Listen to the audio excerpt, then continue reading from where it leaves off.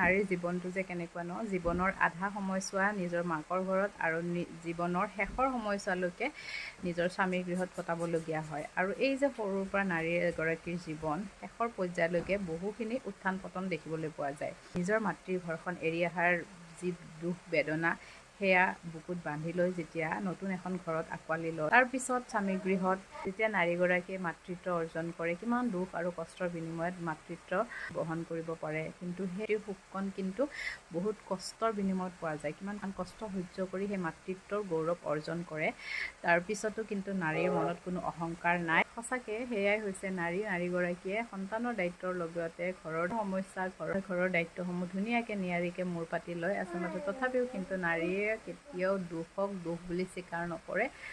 সমস্ত সমস্যা, সমস্ত দায়িত্ব মূৰ পাতি পেলাই ঘৰখন আগবঢ়াই যোৱাৰ ক্ষেত্ৰত কিন্তু বহুতখিনি সহযোগ